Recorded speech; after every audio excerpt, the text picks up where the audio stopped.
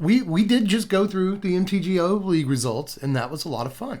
I had a lot of fun with it. So what we're going to do tonight is look through a much more impactful set of results, I think.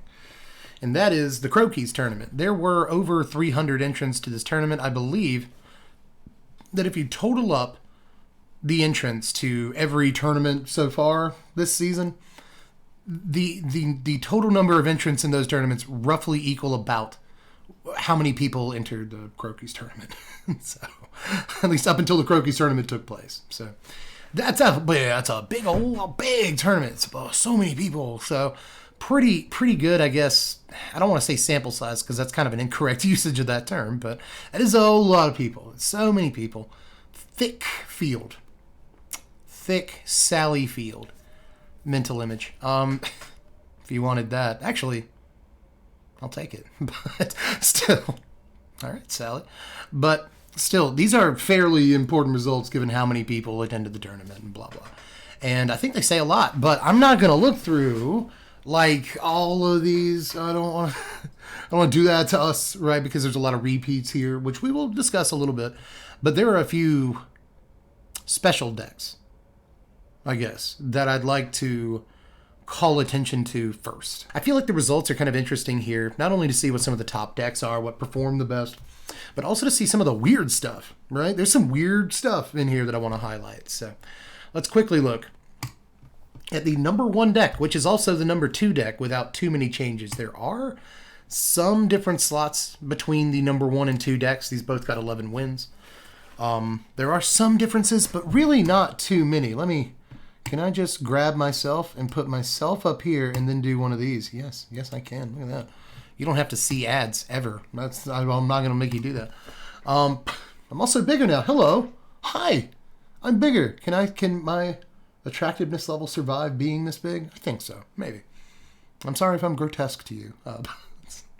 Let's move on.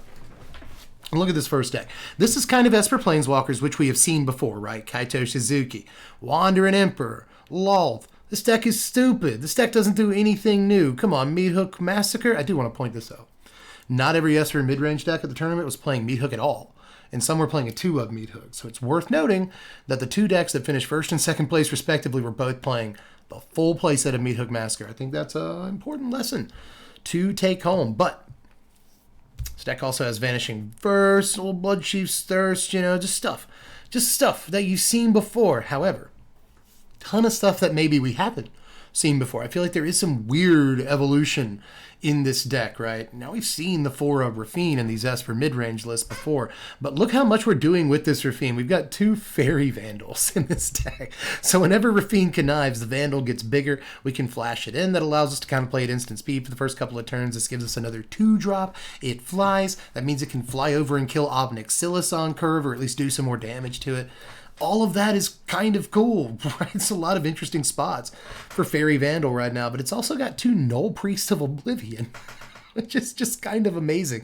You can use this to bring back an Obscura Interceptor during your main phase, maybe clear a spot in combat. That's kind of interesting. You can also use this to bring back a Sanctuary Warden or an All-Seeing Arbiter on the top end of your curve, a Rafine when it dies, and it's sure to die eventually, right? So a lot of cool targets for Null Priest. I like that. I like this kind of long game strategy where, you've got a kind of grindier format. So you play your Fairy Vandal on 2, it gets bigger throughout the game. That's kind of cool. Another deck, I talked about this when we looked at the MTGO League results. Decks that reward taking lots of turns in Standard. Fairy Vandal does that. Rafine does that. Tenacious Underdog does that. And you just keep blitzing it out of your graveyard, right? So flexible threats in this deck that work well with one another. That leads to a good mid-range deck. And some good top-end Planeswalkers, right? Some interesting top-end creatures, whether it's kicking Null Priest of Oblivion for your 6 mana or Sanctuary Warden. Cool 6-drop. All-Seeing Arbiter. Cool 6-drop. Again, before we started playing Dreadhound last week, I had somebody go like, you playing 6-drops in Standard though? And yeah, apparently you can, right? First and second place, both played Sanctuary Warden, All-Seeing Arbiter, and Null Priest of Oblivion. So I don't think it's unheard of. People were playing 7-drops. People were playing Titan of Industry in Standard already. So I don't think it's unheard of to play these 6-drops in Standard. I really don't. I heard multiple actually content creators. I was going to name one by name, but I have heard multiple content creators in the past 2 weeks talk about how you shouldn't necessarily be playing 6-drops in Standard. And in one of those contexts, I believe it was CGB talking about the mono white mid-range deck that did well in the Standard Challenge on MTGO and how it played Sanctuary Warden. He had a little speech about how maybe you shouldn't be playing 6-drops, but this deck plays 6-drops, just one copy of Warden, so we'll try it out. Right? And then Warden went on to be a good card in those games for him, if I'm remembering correctly. So maybe it's because multiple content creators have gone on and on about how 6-drops are this isn't the standard for 6-drops, right? But again, we're seeing right here a standard that rewards taking multiple turns in a game of Magic.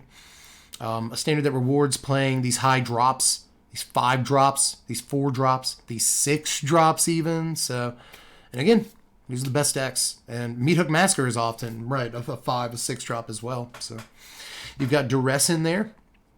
Interesting card right now that pulls a lot of stuff out of opponents' hands, right? Whether you're up against another Esper deck and it gets a Planeswalker or something like that, or you're up against one of these Izzet control decks and it pulls an important like spell out of their hand or something. So a lot of cool stuff you can do with this. You can pull an Obnixilis, or Duress rather. You can pull an Obnixilis out of opponent's hand on turn 1, which is probably the intended function of the card, but there's so many other things it can hit, and you don't want your opponent to be able to remove your turn 3 Rafine, for instance, on some plans. So it'll get a removal spell out of their hand. There's a lot for Duress to do in the early turns of this game, and even later turns. So I just, altogether, the deck is interestingly crafted. You know, you can do stuff in the early turns. A lot of decks in Standard look like this right now. Your 2-drop creatures, your 3-drop creatures, and then you play into your Planeswalkers and your big spells and stuff like that. So we see a lot of decks right now that don't mind playing creatures and the Meathook Massacre. They don't mind playing creatures and like Doomscar Depopulate, something like that. Farewell even. So we're kind of seeing a lot of that.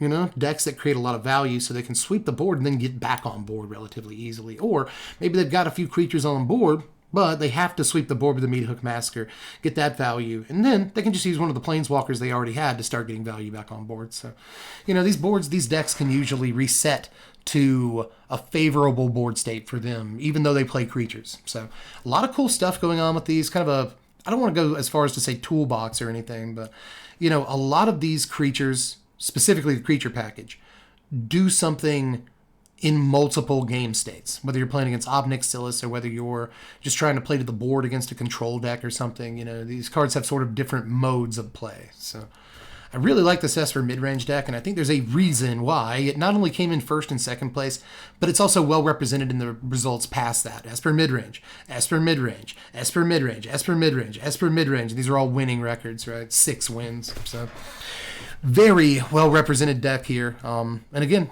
there's a reason for that. I think it's a very well-rounded deck. So, Esper midrange, looking good.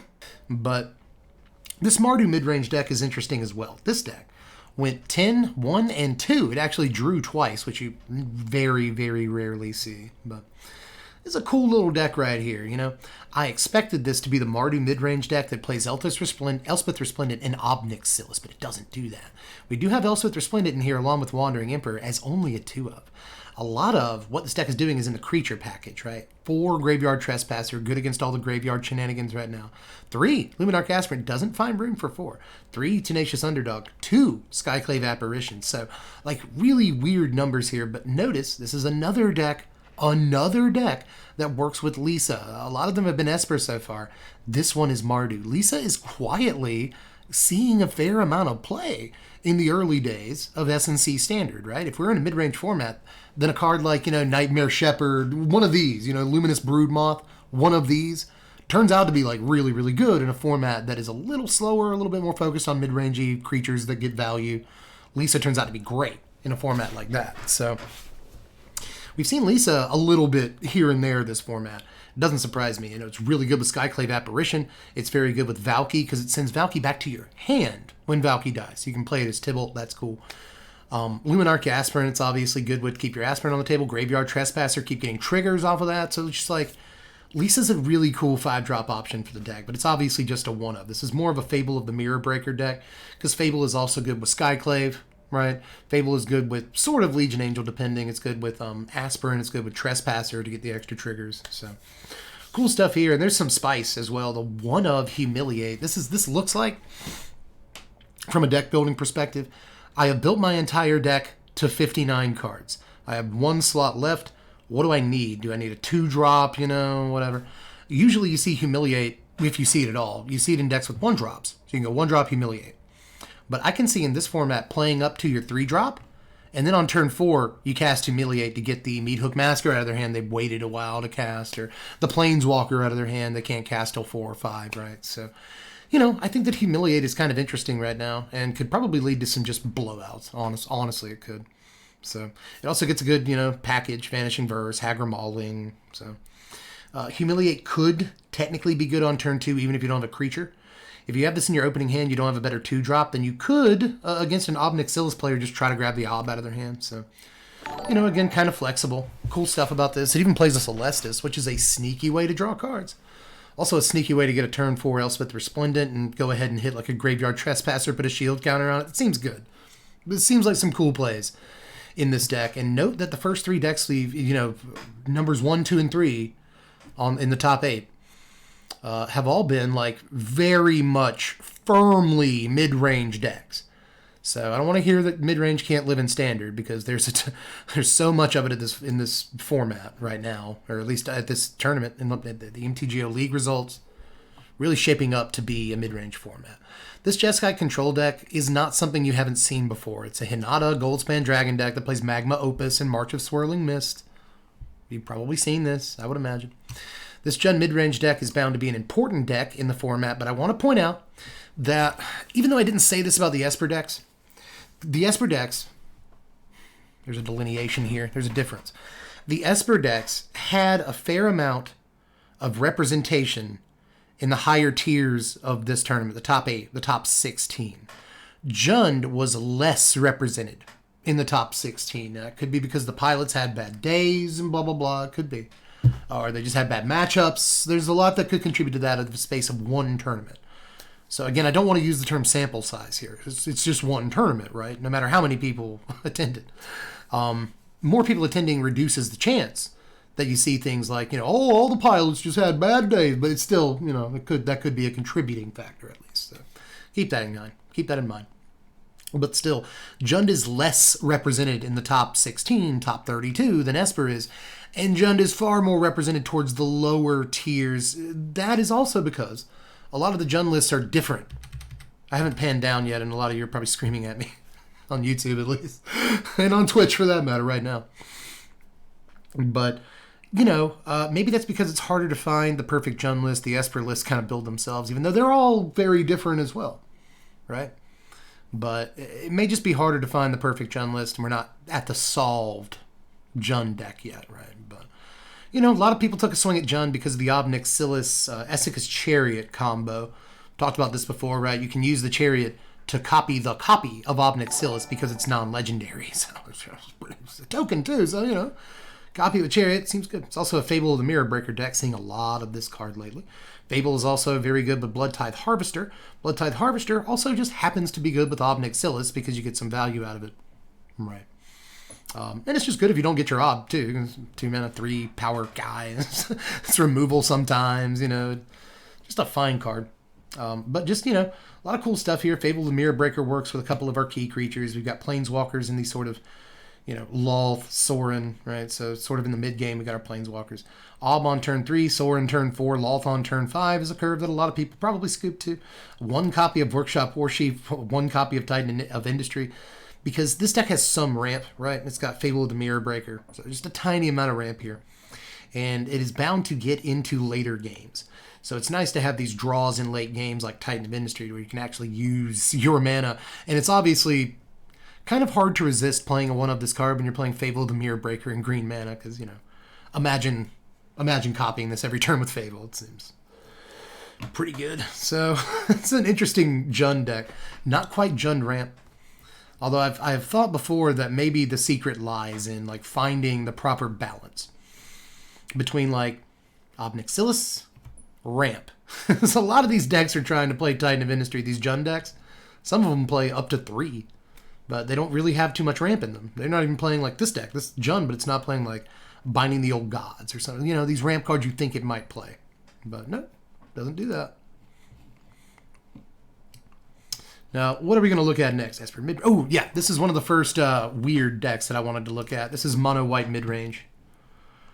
A lot of people have been trying to make mono white work, and this is somewhat similar to the deck that won the standard, or did well in the standard challenge. It won the standard challenge on MTGO. Except, this goes even farther into the Sanctuary Warden bin. You know, that deck that won the challenge was playing 1 Sanctuary Warden. So it's very squeamish about 6 drops. This person went all the way and played 3 Sanctuary Warden.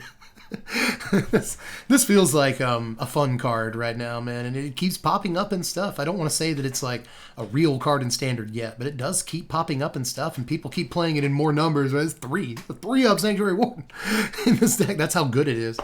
I do imagine that by the time in the game you play a Sanctuary Warden, you need the extra card it almost immediately provides. So it's probably good. This deck also has Ambitious Farmhand in it, Restoration of Iganjo to make sure that you get your planes. Because obviously you're playing 6 drops, so you need to get your planes. 4 of Wandering Emperor, because it's like the best card in the format. Elspeth Resplendent can hit some of these interesting cards. Can't hit Sanctuary Warden, but it can hit some of these interesting cards, like Skyclave Apparition is a good hit. Right, Aspirant's a good hit. Hole can be a good hit. Wedding Announcement's a good hit. Restoration is a good hit. So, a lot of cool hits there. Depopulate. What was I saying earlier? You know, these decks that can play these sweepers and still easily repopulate the board. You know, they just put themselves in a good board state after they play sweepers, even though this deck is playing a fair number of creatures. So, cool stuff. You know. March of Otherworldly Light is some of the best removal in the format right now. We don't talk about it enough. And Fateful Absence is just kind of catch-all. So, you know, mono white mid-range, I'm surprised this isn't doing more to draw some cards. But between Wedding Announcement and Sanctuary Warden, you're doing some stuff. You know, you're drawing some cards. And between Wandering Emperor, that's kind of value. You know, comes down, kills a thing, makes a guy, comes down, makes a guy, whatever. Elspeth Resplendent is value, comes down, gets a thing for you immediately into play. So Luminarch Aspirant puts value on the table every turn. Sanctuary Warden's the best value. Ambitious Farmhand is value. Legion Angel is card advantage, that's value. Just so much value on every single card in this deck that you really don't mind a card like Depopulate or Onto Inversion or whatever. So surprised in some ways the card isn't playing like a 1-up Devastating Mastery, but I guess it decides Onto Inversion's the better card. Mastery can be very good against the Obnic Silas decks right now. They just put like 4 permanents into play on turn 3. You gotta do something about that. So, Devastating Mastery's been a way to do that. But this deck's not going that far. Just altogether interesting little deck here. And it's got some stuff on the board that I would have thought would be in the main, right? Like Reckoner Bankbuster is a card that's really tempting for mono white to play because it's card advantage. You need to draw cards in mono white. Archon of Emeria is also kind of tempting. This card is just, it stops so much right now. It's like so much. So, just a cool little deck. What is Unlicensed Hearse doing here? It's there, though. A lot of people have said this card might actually be gas. I will have to see about that. Probably great against graveyard stuff. But just a cool deck. Mono white midrange tries to be a thing every single format, and it's just cool to win 8-3-1 here. A real winning record. But you wouldn't think that I would stop to look at an Izzet control deck, but here we are. We're about to do it because this is not your grandfather's Izzet control deck. This deck is so freaking weird, and you can see this deck on camera if you go and check out on Crokeyz channel the video for his tournament. This deck is featured doing weird stuff. This is an Arcane Bombardment deck. Whenever you cast your first instant or sorcery, you exile an instant or sorcery at random from your yard, and then you copy each card exiled with Bombardment. You may cast any number of the copies without paying their mana cost. So every time you play a spell, you get more spells. The first time you get a free spell. Second time you get 2 free spells. The next time you get 3 free spells. There's a point in the game where you can just cast, 1 spell and link that into 3 more spells. And what this deck does with that is not what you think. You'd think that this would be like a burn thing, right? You just cast burn spells. No. You cast Cleansing Wildfire. Destroy target land. Its controller may search your library for a basic, put it on the battlefield tap, shuffle their library, you draw a card. Sometimes you can just cast this as a cantrip on turn 2 to draw a card, blow up something, and test whether or not your opponent's playing basic lands. But even if they are playing basics, you still blow up their turn 1 Triome, and that's good. That seems to be really good a lot of the time. But most decks, even those that do play basics right now, have such complex mana bases that they're only playing a few basics. So with enough Arcane Bombardment triggers and a Cleansing Wildfire somewhere in there, right, eventually you'll just blow up all their lands. And the deck did that on stream. The deck also plays, where are you, buddy? Where are you? 4 copies of Field of Ruin. You know, the strip mine in Standard that allows you to go, you know, your opponent to go get a land, and you, for that matter. So you're ready for that. You're playing a fair number of basics, right? You're playing 6 basics, right? But your opponent, probably not. So this deck, we saw on camera just basically run someone almost entirely out of mana. I think they had like 1 planes left at the end of the thing. And that's not fair. This deck looks completely unfair and stupid. You can also use Leer to recast the Cleansing Wildfire out of your yard, along with everything else. You know, the stuff that you normally see, right? Just Fading Hope to protect your Leer, and just to be Fading Hope. Memory Deluge, Voltage Surge, Prismari, but all this kind of toolboxy stuff. A Braid, Flame Blessed Bolt to exile things that you need to exile. Big Score replaces Unexpected Windfall. We all saw that coming. Thundering Rebuke to kill 4 toughness guys, you know. So just the kind of normal stuff. Burn Down the House is our sweeper. It's good to recast at random. Every single turn. That's another thing. It'll just blow people out, is getting to recast Burn Down the House every turn if you want to. So good, fun, stupid little deck right here that I really hope doesn't take hold. But decks like this, you might say, have a right to exist, because we're in a format right now where you can severely punish people for playing these 3 and even sometimes 4 color decks on Arena and just not playing basic lands. You can super punish people for that, and this is the deck that does it, so it is a governing force in Standard right now. Not one that I love, but a fun. It's probably fun to play with, isn't it? Altogether, I guess that's our review of the Crokeyz tournament. Fun stuff in there. For the most part, cool things, man. That mean, you know, I think means something for the format, one way or the other, right? So just keep your eyes peeled, especially for Esper and Jund. I think that they, just like the MTGO League results, I feel like those are the 2 decks that have won out the most in the early run here of the format. But Naya Runes is still kicking around. You still see it on Arena all the time, right? Mono White is still kicking around. The aggro deck, you still see it every now and again. But for the most part, aggro has been somewhat flushed out of these results, you know? 1 Mono White aggro deck went 6-2. Aside from that, there are so many well-rounded mid-range decks that aggro has a really hard time competing because, you know, within the usual paper, rock, scissors dynamic, mid-range wins against aggro. So if we're in a mid-range format, aggro is not so great. Usually control beats mid-range in that same, you know, sort of triangle, paper, rock, scissors dichotomy or trichotomy. But I think that the mid-range decks right now just create too much value for control to really keep up, you know, with a lot of control stuff is still kind of 1-for-1, and you just really can't be doing that right now in Standard because there's a lot of value to go around at a cheap price. So hard for control to keep up.